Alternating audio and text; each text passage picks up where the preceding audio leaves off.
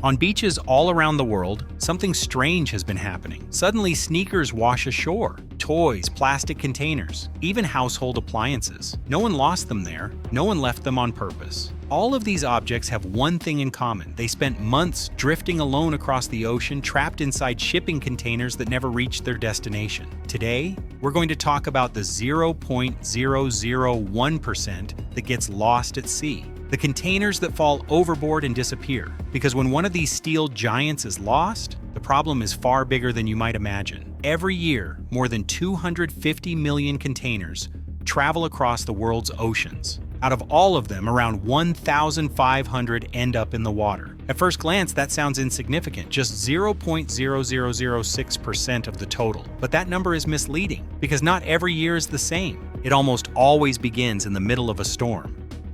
The ship leans farther than it should.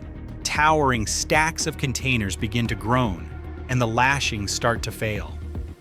Then a single mistake is enough. One container breaks loose, drags the next one with it, and within seconds, an entire stack collapses into the ocean like falling dominoes. There are calm years when only a few hundred containers are lost, and others where a single ship can lose more than 1,000 containers in just one night. In 2013, the cargo ship MOL Comfort literally split in two in the Indian Ocean.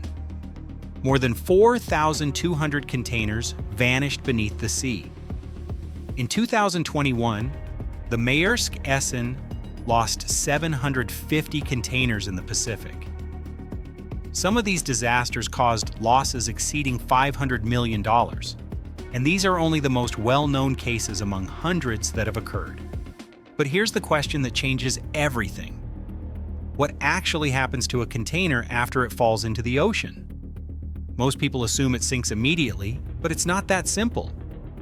A fully sealed 40-foot container could float. To sink right away, it would need to weigh more than 70 tons. And most containers don't even come close. So why do they end up sinking? Because containers are designed to withstand weather, not to be watertight. Seawater slowly finds its way in through joints, doors, and seals. At first it seeps in gradually, then faster and faster. Air escapes in streams of bubbles, the container begins to tilt, and eventually it starts its descent. Depending on what it's carrying, it can take hours before the container finally reaches the ocean floor. If a container is carrying cars or heavy machinery, it floods quickly and sinks to depths exceeding 4,000 meters. Some of these containers end up becoming time capsules. In 2004, scientists accidentally discovered a container more than 1,200 meters below the surface. Over time, it had transformed into an artificial reef covered in corals, sponges, and fish.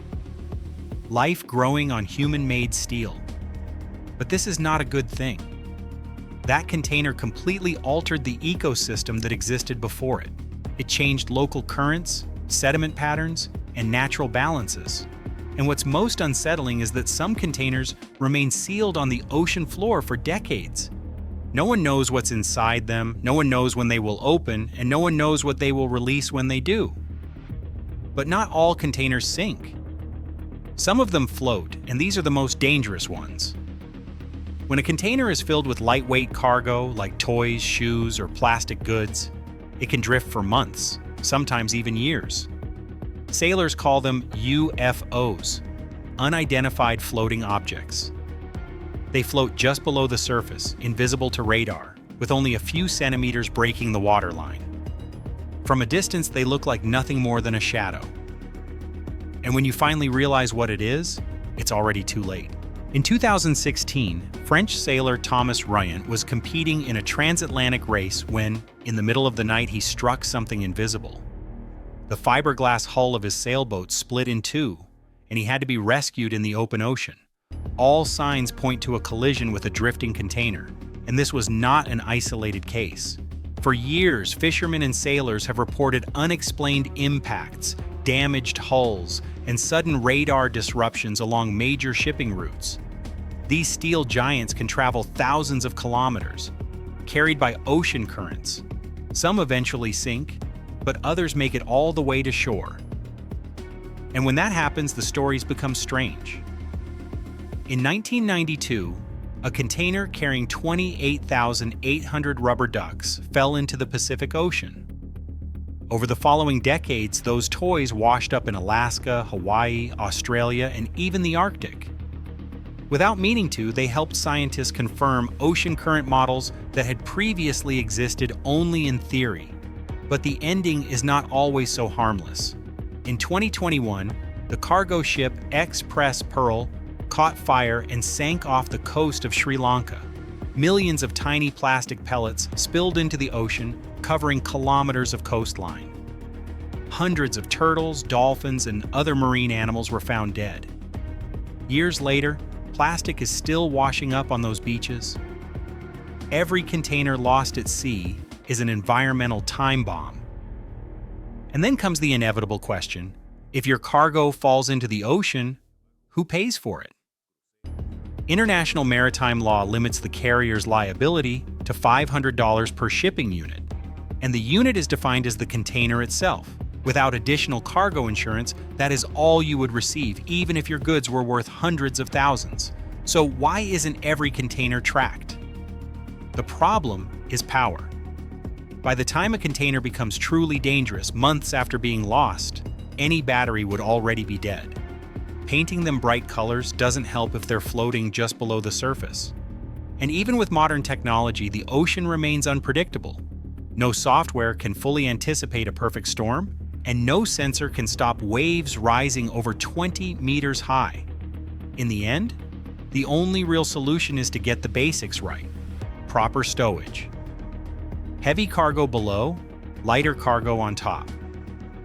It may sound obvious, but when simple rules are ignored, the ocean always collects its debt. To understand how containers are secured on a container ship, you first need to understand one basic rule. At sea, poorly placed weight always comes at a cost. Each container is locked in place using a system of twist locks, metal fittings that connect the corners of one container to the one below it, locking them together. On top of that, lashing bars and turnbuckles are added at an angle to prevent sideways movement as the ship rolls and pitches. The taller the stack of containers, the greater the forces acting on those restraints. That's why the outer rows, those most exposed to wind and waves, use reinforced securing systems. Every detail is calculated to withstand storms, sudden accelerations, and the constant motion of the vessel.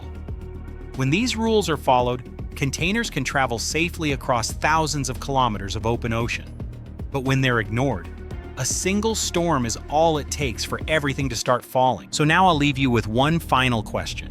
If tomorrow you were walking along a remote beach and found a shipping container washed ashore, what would you do? Would you try to open it, or would you walk away? Would you wonder how long it had been drifting across the ocean and what it carried before it ended up there? Because every container has a story, and some of those stories are still unfinished. If you enjoyed this video, don't forget to give it a like. It really helps the channel. Subscribe so you don't miss any of the stories coming next. And if you have a theory or an idea you'd like us to explore, leave it in the comments. There's still so much hidden beneath the surface, and we're just getting started.